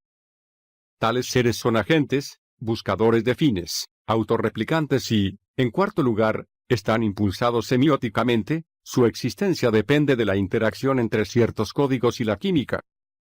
Todos y cada uno de los seres vivos actúan o son capaces de acción. Y cada uno de los seres vivos es la fuente unificada y el centro de todas sus acciones. Dado que estos agentes son capaces de sobrevivir y actuar independientemente, sus acciones están de algún modo orientadas hacia fines, la alimentación, y pueden reproducirse, son, por tanto, agentes autónomos intencionales y autorreplicantes. Es más, como indica Howard Pate, encontramos en los seres vivos la interacción de procesos semióticos, reglas, códigos, lenguajes, información, control, y sistemas físicos, leyes, dinámicas, energía, fuerzas, materia. De todos los libros estudiados aquí, solo el de Dawkins aborda la cuestión del origen de la vida. Wolpert es bastante cándido sobre el estado actual de la investigación. Esto no es decir que todas las cuestiones científicas relativas a la evolución hayan sido resueltas. Por el contrario, el origen de la vida mismo, la evolución a partir de la célula milagrosa de la que surgieron todas las cosas vivientes, todavía no es adecuadamente comprendida. Dennett, en obras anteriores, simplemente ha dado por supuesto que alguna explicación materialista debe ser correcta. Desgraciadamente, incluso en el nivel físico-químico, el enfoque de Dawkins es manifiestamente inadecuado, por no decir algo peor. ¿Pero cómo comenzó la vida? Pregunta. El origen de la vida fue el acontecimiento o serie de acontecimientos químicos gracias a los cuales se dieron por primera vez las condiciones para la selección natural. Una vez tenemos el ingrediente vital, algún tipo de molécula genética, puede seguirse la verdadera selección natural darwiniana. ¿Cómo ocurrió esto? Los científicos invocan la magia de los grandes números. La belleza del principio antrópico es que nos dice, contra toda intuición, que un modelo químico solo necesita predecir que la vida surgirá en un planeta de cada billón, para darnos una explicación enteramente satisfactoria de la presencia de la vida aquí. Según este tipo de razonamiento, que sería más exacto describir como un audaz ejercicio de superstición, cualquier cosa que deseemos puede existir en algún sitio, con tal de que invoquemos la magia de los grandes números. Los unicornios o el elixir de la juventud, aunque sean abrumadoramente improbables, están llamados a existir contra toda intuición. El único requisito es un modelo químico, que solo necesita predecir que esto ocurrirá en un planeta de cada billón. La conciencia. Afortunadamente, las cosas no están tan mal en los estudios sobre la conciencia. Hoy existe una creciente conciencia de la conciencia. Somos conscientes, y somos conscientes de que somos conscientes. Nadie puede negar esto sin incurrir en autocontradicción, aunque algunos insisten en hacerlo. El problema se hace insoluble cuando entendemos la naturaleza de las neuronas. En primer lugar, las neuronas no tienen ningún parecido con nuestra vida consciente. En segundo lugar, y más importante, sus propiedades físicas no dan ninguna razón para creer que puedan producir conciencia. La conciencia está asociada a ciertas regiones del cerebro, pero cuando los mismos sistemas de neuronas están presentes en el tronco encefálico, no hay ninguna producción de conciencia. En realidad, como señala el físico Gerald Schroeder, no hay ninguna diferencia esencial entre los constituyentes físicos últimos de un montón de arena, y los del cerebro de un Einstein. Solo una fe ciega e infundada en la materia permite creer que ciertos trozos de materia pueden repentinamente crear una nueva realidad que no tiene el menor parecido con ella. Aunque los estudios mente-cuerpo más aceptados reconocen la realidad y el misterio de la conciencia, Daniel Dennett es uno de los pocos filósofos que siguen resistiéndose a lo obvio. Dice que la cuestión de si algo es realmente consciente carece de interés, o que no es resoluble, y afirma que las máquinas pueden llegar a ser conscientes porque nosotros mismos somos máquinas conscientes. El funcionalismo, la explicación de Dennett para la conciencia, sostiene que no debería preocuparnos en qué consisten realmente los llamados fenómenos mentales. Más bien, debemos investigar las funciones desarrolladas por esos fenómenos. El dolor es algo que da lugar a una reacción de huida o evitación, un pensamiento es un ejercicio de resolución de problemas. Ninguno de ambos debe ser interpretado como un acontecimiento íntimo que tiene lugar en un entorno privado. Lo mismo cabría decir de todos los demás fenómenos supuestamente mentales. Ser consciente significa realizar tales funciones. Como estas funciones pueden ser imitadas por sistemas no vivos, por ejemplo, Un ordenador puede resolver problemas, no hay nada misterioso en la conciencia. Y ciertamente, no hay ninguna razón para ir más allá de lo físico. Pero de lo que no da cuenta esta teoría, es del hecho de que todas las acciones mentales van acompañadas de estados mentales, estados en los que somos conscientes de lo que estamos haciendo. El funcionalismo en modo alguno explica o pretende explicar el estado de ser conscientes de saber sobre qué estamos pensando. Los ordenadores no saben lo que están haciendo. Menos aún consigue decirnos quién es el sujeto consciente, el sujeto pensante. Dennett, divertidamente, dice que el fundamento de su filosofía es el absolutismo de la tercera persona, lo cual equivale a afirmar, yo no creo en el yo. De manera interesante, algunos de los críticos más acerbos de Dennett y el funcionalismo, son ellos mismos fisicalistas, David Papineau, John Searle, y otros. John Searle es especialmente terminante, no creo que quien se sienta tentado por el funcionalismo necesite refutación, más bien, necesita ayuda. En contraste con Dennett, Sam Harris, ha defendido ardorosamente la realidad suprafísica de la conciencia. El problema, sin embargo, es que nada en el cerebro, cuando es estudiado como un sistema físico, declara ser portador de esa peculiar dimensión interior que cada uno de nosotros experimenta, en su propio caso, como conciencia.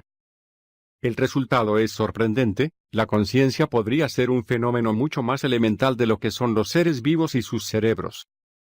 Y no parece haber ninguna forma obvia de descartar dicha tesis experimentalmente. Dawkins, dicho sea en su favor, reconoce la realidad tanto de la conciencia como del lenguaje, y admite el problema que estos suponen para su filosofía. Ni Steve Pinker ni yo podemos explicar la conciencia subjetiva humana, lo que los filósofos llaman qualia, afirmó en cierta ocasión. En cómo funciona la mente, Steve plantea elegantemente el problema de la conciencia subjetiva, y pregunta de dónde viene y cuál es su explicación. Y a continuación tiene la honradez de decir, es algo que me supera. Es honrado reconocer eso, y yo digo lo mismo. No lo sabemos. No lo entendemos. Wolpert evita deliberadamente todo el asunto de la conciencia, es soslayado intencionadamente cualquier discusión sobre la conciencia. El pensamiento. Más allá de la conciencia, se halla el fenómeno del pensamiento, de la comprensión, de la captación de significado. Todo uso del lenguaje revela un orden del ser, que es intrínsecamente intangible. En la base de todo nuestro pensar, nuestro comunicar y nuestro uso del lenguaje hay un poder milagroso. Es el poder de apreciar diferencias y semejanzas, y de generalizar y universalizar, lo que los filósofos llaman conceptos, universales, etc. Es algo connatural a los seres humanos, y es algo único, y simplemente desconcertante. Como es que, desde la infancia, podemos pensar sin esfuerzo tanto en nuestro perro César como en los perros en general. Podemos pensar en el color rojo sin necesidad de pensar en una cosa roja específica. Por supuesto, el color rojo no existe de manera independiente, sino solo encarnado en las cosas rojas. Abstraemos, y distinguimos, y unificamos, sin reparar siquiera en estas operaciones. E incluso hablar y pensar. Cada vez que usan el lenguaje, están confirmando el funcionamiento ubicuo del significado, los conceptos, las intenciones y la razón en nuestras vidas.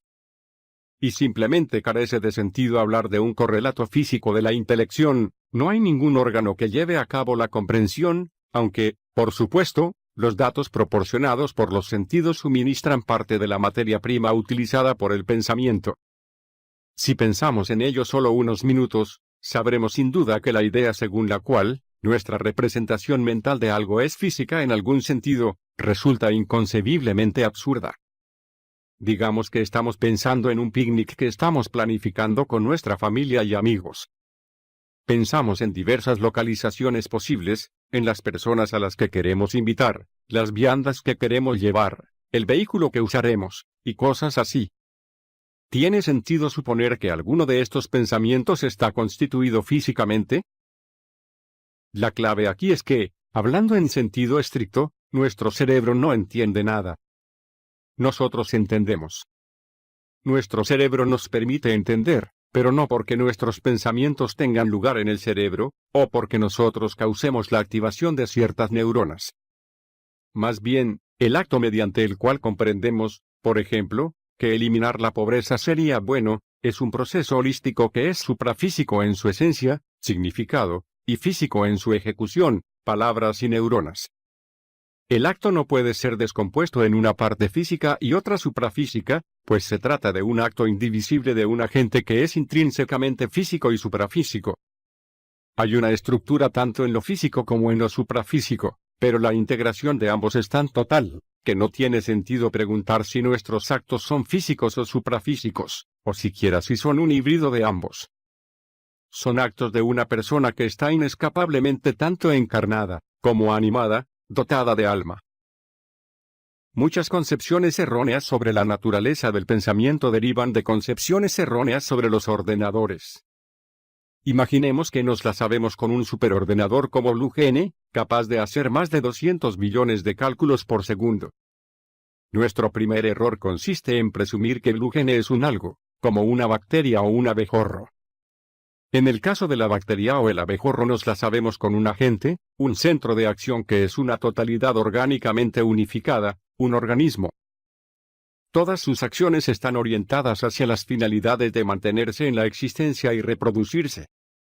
BlueGene, en cambio, es un agregado de elementos que, conjunta o separadamente, realiza funciones implantadas y dirigidas por los creadores del artefacto. En segundo lugar, dicho agregado no sabe lo que está haciendo cuando realiza una operación. Los cálculos y operaciones centrales que los ordenadores llevan a cabo en respuesta a ciertos datos e instrucciones son, pura y simplemente, una cuestión de impulsos eléctricos, circuitos y transistores. Los mismos cálculos y operaciones, cuando son realizados por una persona, implican, por supuesto, la intervención de la maquinaria del cerebro, pero son llevados a cabo por un centro inteligente que es consciente de lo que está ocurriendo, comprende lo que se está haciendo y hace lo que hace de manera intencional. Cuando el ordenador realiza esas mismas operaciones, no hay conciencia, ni comprensión, ni significado, ni intención, aunque tenga múltiples procesadores que operan a velocidades sobrehumanas. Lo producido por el ordenador tiene significado para nosotros, por ejemplo, el pronóstico meteorológico de mañana o los movimientos de nuestra cuenta bancaria, pero, desde el punto de vista del agregado de circuitos llamado ordenador, solo hay dígitos binarios, ceros y unos, que impulsan ciertas actividades mecánicas. Sugerir que el ordenador entiende lo que está haciendo, es como decir que un cable alimentador puede meditar sobre la cuestión del libre albedrío y el determinismo, o que las sustancias químicas en un tubo de ensayo pueden aplicar el principio de no contradicción a la resolución de un problema, o que un reproductor de CD comprende y disfruta la música que hace sonar. El yo. Paradójicamente, el dato más importante que pasan por alto los nuevos ateos es el más obvio, ellos mismos. La realidad radical físico-suprafísica que conocemos por experiencia propia, es el sujeto mismo de la experiencia, es decir, nosotros mismos. Una vez admitimos el hecho de que hay una perspectiva en primera persona, un yo, un mí, un mío, etc., nos encontramos ante el mayor, y sin embargo, el más estimulante, de los misterios. Yo existo. Inviniendo a Descartes, yo soy, por tanto, yo pienso, percibo, deseo, significo, interactúo. ¿Quién es este yo? ¿Dónde está? ¿Cómo llegó a existir? Nuestro yo no es, obviamente, algo solamente físico, de la misma forma que no es algo solo suprafísico. Es un yo encarnado, un cuerpo con alma. Tú no estás en una célula específica de tu cerebro, o en alguna parte de tu cuerpo. Las células de mi cuerpo cambian constantemente, y sin embargo, yo sigo siendo el mismo. Si estudio mis neuronas, encontraré que ninguna de ellas tiene la propiedad de ser un yo. Por supuesto, mi cuerpo forma parte de lo que soy, pero es un cuerpo porque es constituido como tal por el yo. Ser hombre, es tener cuerpo y alma. En un famoso pasaje de su tratado sobre la naturaleza humana, Hume declara, cuando penetro íntimamente en lo que llamo mi yo. Nunca puedo capturarme a mí mismo si no es mediante una percepción, y nunca puedo observar otra cosa que dicha percepción. Aquí Hume niega la existencia de un yo, argumentando simplemente que él, en el sentido de yo, no puede encontrarse a sí mismo. Pero, ¿qué es lo que unifica sus variadas experiencias, lo que le permite ser consciente del mundo exterior, y que permanece inalterable a través de todos esos procesos? ¿Quién se está haciendo estas preguntas? Hume asume que yo mismo es un estado observable como sus pensamientos y sus sentimientos. Pero el yo no es algo que pueda ser observado así. Es un hecho constante de la experiencia y, en realidad, es el fundamento de toda experiencia. Verdaderamente, el yo es, de entre todas las verdades que nos son accesibles, al mismo tiempo la más obvia e inexpugnable y la más letal para todas las formas de fisicalismo. Para empezar, debe decirse que la negación del yo no puede ser mantenida sin contradicción. A la pregunta, ¿cómo sé que existo?, un profesor dio la célebre réplica, ¿y quién está preguntando? El yo es lo que somos, y no lo que tenemos. De él surge nuestra perspectiva en primera persona. No podemos analizar el yo, porque no es un estado mental que pueda ser observado o descrito. La realidad más fundamental de entre todas de las que somos conscientes es, por tanto, el yo humano, y una adecuada comprensión del yo, inevitablemente arroja cierta luz sobre todas las cuestiones relacionadas con los orígenes, y proporciona sentido a la realidad como un todo. Nos damos cuenta de que el yo no puede ser descrito, menos aún explicado, en términos físicos o químicos. La ciencia no descubre el yo, es el yo el que descubre la ciencia. Comprendemos entonces que ninguna versión de la historia del universo es consistente, si no da cuenta de la existencia del yo. El origen de lo suprafísico. Así que, ¿cómo llegaron a existir la vida, la conciencia, el pensamiento y el yo? La historia del mundo muestra la aparición repentina de estos fenómenos, la vida emergiendo poco después del enfriamiento del planeta Tierra, la conciencia manifestándose misteriosamente en la explosión del Cámbrico, el lenguaje surgiendo en la especie simbólica sin ningún precursor evolutivo. Los fenómenos en cuestión abarcan desde sistemas de procesamiento de códigos y símbolos y agentes que manifiestan intenciones y buscan fines, hasta la conciencia subjetiva, el pensamiento conceptual y el yo humano. La única forma coherente de describir estos fenómenos es decir que constituyen dimensiones diferentes del ser, dimensiones que son suprafísicas de una forma u otra. Están totalmente integradas con lo físico, y sin embargo, son radicalmente nuevas.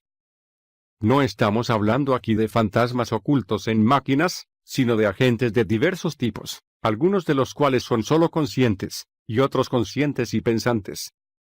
En cada uno de estos casos no encontramos un vitalismo o un dualismo, sino una integración que es total, un holismo que abarca lo físico y lo mental. Aunque los nuevos ateos no se han enfrentado realmente, ni con el problema de la naturaleza ni con el del origen de la vida, la conciencia, el pensamiento y el yo, la respuesta a la pregunta sobre el origen de lo suprafísico es obvia: lo suprafísico solo puede proceder de una fuente suprafísica. La vida, la conciencia, la mente y el yo, pueden venir solo de una fuente que sea divina, consciente y pensante. Si somos centros de conciencia y pensamiento, que son capaces de conocer, amar, tener intenciones y realizarlas, no veo cómo tales centros podrían provenir de algo que no sea también capaz de tales operaciones. Aunque los simples procesos físicos podrían crear fenómenos físicos complejos, no estamos ocupándonos aquí de la relación de lo simple y lo complejo, sino del origen de los centros.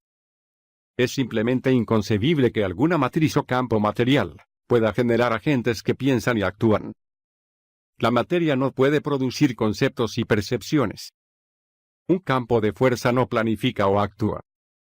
Por tanto, en el nivel de la razón y de la experiencia cotidiana, podemos llegar a la conclusión de que el mundo de los seres vivos, conscientes y pensantes, debe tener su origen en una fuente viviente, una mente.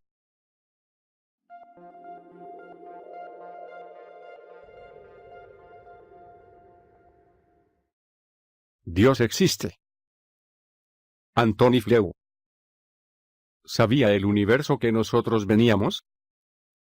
Imaginemos que, en las próximas vacaciones, llegamos a nuestra habitación de hotel. El reproductor de CD situado sobre la mesilla de noche, hace sonar dulcemente una canción de nuestro disco favorito. El cuadro colgado sobre el cabecero de la cama es idéntico al que cuelga sobre la chimenea en nuestra casa. La habitación está perfumada con nuestra fragancia preferida.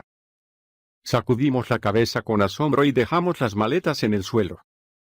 Sorprendidos, exploramos con atención nuevos detalles. Nos deslizamos hasta el minibar, abrimos la puerta y contemplamos con estupefacción su contenido. Sí, son nuestras bebidas favoritas. Nuestras galletas y caramelos favoritos, incluso nuestra marca de agua mineral predilecta. Nos alejamos entonces del minibar y deambulamos por la habitación. Descubrimos que hay un libro sobre el escritorio. Se trata de la última publicación de nuestro autor preferido. Echamos un vistazo al cuarto de baño, donde encontramos cuidadosamente alineados junto al lavabo diversos productos de belleza y cuidado personal, cada uno de los cuales parece haber sido escogido específicamente para nosotros.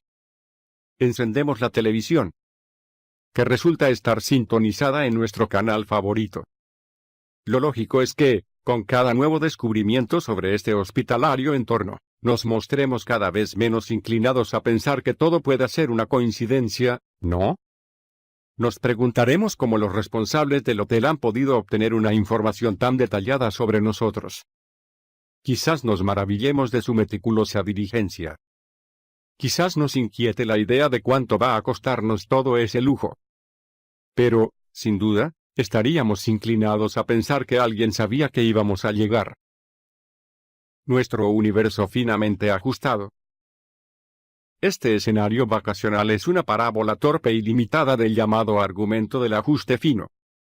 La popularidad reciente de este argumento ha puesto de manifiesto una nueva dimensión de las leyes de la naturaleza. Cuanto más examino el universo y estudio los detalles de su arquitectura, escribe el físico Freeman Dyson, más evidente me parece que el universo sabía en algún sentido que nosotros íbamos a venir. Dicho de otra forma, las leyes de la naturaleza parecen haber sido fabricadas de forma que puedan impulsar el universo hacia la aparición y la conservación de la vida. Este es el llamado principio antrópico, popularizado por pensadores como Martin Rees, Jonas con falsos recuerdos de acontecimientos de muchos años y que el mundo ha sido sembrado de falsas evidencias de hechos arcaicos. Nuestra afirmación no puede ser refutada. Lo explica todo sin explicar nada. Una verdadera explicación científica, dice Davies, es como una única bala que acierta en el blanco. La idea del multiverso sustituye el mundo real racionalmente ordenado por una payasada infinitamente compleja, y priva de cualquier significado a la idea misma de explicación. Swinburne es igual de tajante en su desdén hacia la explicación basada en el multiverso. Es una locura postular un trillón de universos, causalmente desconectados entre sí, para explicar los rasgos de un solo universo, cuando postular una sola entidad, Dios, solucionaría el problema. Hay tres cosas que se pueden decir sobre el argumento del ajuste fino. En primer lugar, es un hecho innegable que vivimos en un universo dotado de ciertas leyes y constantes, y que la vida no habría sido posible si algunas leyes y constantes hubiesen sido diferentes. En segundo lugar, el hecho de que las leyes y constantes existentes permitan la conservación de la vida, no responde a la pregunta sobre el origen de la vida. Esta es una cuestión muy diferente, como intentaré mostrar. Tales condiciones son necesarias para que surja la vida, pero no son suficientes. En tercer lugar, el hecho de que sea lógicamente posible que haya múltiples universos dotados de leyes físicas propias, no demuestra que tales universos existan efectivamente. No existe en la actualidad la menor evidencia empírica en favor del multiverso. Sigue siendo una idea puramente especulativa. Lo que es especialmente importante aquí, es el hecho de que la existencia de un multiverso, no explica el origen de las leyes de la naturaleza. Martin Rees sugiere que la existencia de diferentes universos dotados de sus propias leyes, suscitaría la cuestión de las leyes que rijan el multiverso globalmente considerado, la teoría omnicomprensiva que gobierne el conjunto. Las leyes subyacentes que gobiernan todo el multiverso pueden regular la variedad entre los universos, escribe. Algunas de las que llamamos leyes de la naturaleza podrían ser, desde esta perspectiva más amplia, variantes locales que resultan coherentes con alguna teoría omniabarcante que gobierna el conjunto, aunque no sean fijadas únicamente por esa teoría. Preguntar cómo se originaron las leyes que rigen el multiverso, sería lo mismo que preguntar por el origen de las leyes de la naturaleza en general. Paul Davies señala, los defensores del multiverso, a menudo son ambiguos acerca de cómo serían seleccionados los valores de los parámetros en los diversos universos. Si hay una ley de leyes, que describe cómo son asignados los valores de los parámetros cuando pasamos de un universo al siguiente, entonces solo hemos desplazado el problema del carácter biofísico del cosmos, un nivel hacia arriba. Algunos han dicho que las leyes de la naturaleza son simplemente resultados accidentales de la forma en que el universo se enfrió después del Big Bang. Pero, como ha señalado Rees, incluso tales accidentes pueden ser considerados como manifestaciones secundarias de leyes más profundas que regirían el conjunto de universos. De nuevo, incluso la evolución de las leyes de la naturaleza y los cambios en las constantes, seguirían ciertas leyes. Seguiríamos teniendo que hacer frente a la pregunta de cómo se originaron estas leyes más profundas. Por muy lejos que se empujen hacia atrás las propiedades emergentes del universo, su misma emergencia tiene que ajustarse a ciertas leyes preexistentes. Así que, haya o no, multiverso, todavía tenemos que habérnoslas con la cuestión del origen de las leyes de la naturaleza. Y la única explicación viable es la mente divina. ¿Cómo llegó a existir la vida? Cuando los medios de comunicación informaron por primera vez sobre el cambio en mi visión del mundo, se dijo que yo había afirmado que la investigación de los biólogos sobre el ADN había mostrado que la inteligencia debía haber jugado algún papel en la aparición de la vida, dada la casi increíble complejidad de los ajustamientos necesarios para producir esta. Había escrito previamente que la explicación de la primera aparición de materia viva a partir de la materia inerte, especialmente, allí donde esta primera materia viviente ya poseía la capacidad de reproducirse genéticamente, invitaba a una nueva versión del argumento del diseño. Sostuve que no existía ninguna explicación materialista satisfactoria para un fenómeno así. Estas afirmaciones suscitaron indignación en una serie de críticos que afirmaron que yo no estaba familiarizado con los trabajos más recientes sobre abiogénesis. Richard Dawkins sostuvo que yo estaba apelando a un Dios tapahuecos. En mi nueva introducción a la edición de 2005 de Dios y la filosofía, dije que por mi parte, estoy encantado de que mis amigos biólogos me aseguren que la protobiología es ya capaz de producir teorías sobre la evolución de la materia orgánica primigenia, y que varias de esas teorías son coherentes con todos los datos científicos confirmados hasta ahora. Pero debo advertir que el trabajo más reciente que he visto muestra que la visión de la física actual sobre la edad del universo deja demasiado poco tiempo para que estas teorías hagan su trabajo. Más importantes son, sin embargo, las objeciones filosóficas a los estudios sobre el origen de la vida. La mayor parte de tales estudios son realizados por científicos que raramente prestan atención a la dimensión filosófica de sus descubrimientos. John Barrow y John Leslie. Tomemos las leyes físicas más básicas. Se ha calculado que si el valor de solo una de las constantes fundamentales, la velocidad de la luz, o la masa de un electrón, por ejemplo, hubiese sido ligerísimamente diferente, no se hubiese podido formar ningún planeta capaz de permitir la evolución de la vida humana. Este ajuste fino ha sido explicado de dos formas. Algunos científicos han dicho que el ajuste fino es la prueba del diseño divino, otros muchos han especulado que nuestro universo es uno entre muchos, un multiverso, con la peculiaridad de que el nuestro, resultó tener las condiciones adecuadas para la vida. Pero prácticamente ningún científico importante hoy día sostiene que el ajuste fino haya podido ser simplemente el resultado del azar operando en un solo universo. En su libro Mentes Infinitas, John Leslie, un destacado teórico del principio antrópico, arguye que la mejor explicación para el ajuste fino es el diseño divino. Dice que lo que le impresiona no son argumentos particulares relativos a casos concretos de ajuste fino, sino el hecho de que sean posibles tantos argumentos relativos a tantos datos. Si hubiera aspectos del funcionamiento de la naturaleza que parecieran muy afortunados y también totalmente fundamentales, escribe, entonces estos bien podrían ser considerados como evidencias especialmente favorecedoras de la creencia en Dios. Cita algunos ejemplos de tales aspectos afortunados y fundamentales del funcionamiento de la naturaleza. 1. El principio de relatividad especial garantiza que fuerzas como el electromagnetismo tengan un efecto invariable, aunque actúen perpendicularmente a la dirección de desplazamiento de un sistema. Esto permite que funcione el código genético y que los planetas no se desintegren cuando rotan. 2. Las leyes cuánticas impiden que los electrones colapsen sobre el núcleo del átomo.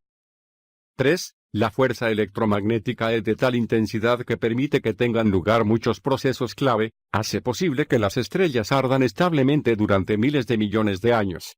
Permite la síntesis del carbono en las estrellas. Garantiza que los leptones no sustituyan a los quarks, lo cual habría hecho imposibles a los átomos. Es responsable de que los protones no decaigan demasiado rápido y que no se repelan con demasiada fuerza, lo cual habría hecho imposible la química. ¿Cómo es posible que la intensidad de una misma fuerza satisfaga requisitos tan variados, cuando parece que se requerirían intensidades diferentes para cada uno de dichos procesos? A través del multiverso. La alternativa a la idea del diseño divino es la teoría del multiverso. Sostendré, sin embargo, que la existencia de un multiverso no eliminaría aún la cuestión de la fuente divina. Uno de los defensores más destacados de la idea del multiverso es el cosmólogo Martin Rees. Rees observa, cualquier universo favorable a la vida, lo que podríamos llamar un universo biófilo, tiene que estar ajustado de una forma particular. Las condiciones para cualquier vida del tipo que conocemos. Estrellas longevas y estables, átomos estables como los del carbono, el oxígeno y el silicio, capaces de combinarse para formar moléculas complejas, etc., dependen de las leyes físicas y del tamaño, índice de expansión y contenido del universo. Esto podría ser explicado, dice, mediante la hipótesis según la cual habría muchos universos, dotado cada uno de diferentes leyes y constantes físicas, y el nuestro pertenecería a un tipo de universos capaces de conducir a la aparición de la complejidad y de la conciencia. Si esto es así, el ajuste fino dejaría de ser sorprendente. Rees menciona las variantes más conocidas de la idea del multiverso. En el universo inflacionario de los cosmólogos Andrei Linde y Alex Vilenkin, los universos surgen de Big Bangs particulares con dimensiones espaciotemporales totalmente distintas de las del universo que conocemos. La tesis del agujero negro de Alan Guth, David Harrison y Lee Smolin, sostiene que los universos se materializan a partir de agujeros negros en ámbitos espaciotemporales recíprocamente inaccesibles. Finalmente, Lisa Randall y Raman Sundrum proponen que hay universos en dimensiones espaciales diferentes, que pueden o no interactuar gravitacionalmente unos con otros. Rees señala que estas ideas sobre el multiverso son altamente especulativas y requieren una teoría que describa coherentemente la física de las densidades ultraelevadas, la configuración de las estructuras en las dimensiones adicionales, etc. Observa que solo una de esas versiones del multiverso puede ser correcta. Y en realidad, añade, muy probablemente ninguna de ellas lo es, hay teorías alternativas que conducirían solo a un universo. Una teoría disparatada. Tanto Paul Davies como Richard Swinburne rechazan la idea del multiverso. Davies, que es físico y cosmólogo, escribe que es trivialmente cierto que, en un universo infinito, cualquier cosa que pueda ocurrir ocurrirá. Pero esto no es en absoluto una explicación. Si estamos intentando entender por qué el universo es bioamigable, no nos ayuda que se diga que todos los universos posibles existen efectivamente. Como un disparate, lo explica todo y no explica nada.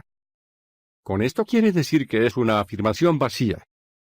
Si decimos que el mundo y todo lo que hay en él comenzaron a existir hace 5 minutos, que nuestras memorias han sido rellenadas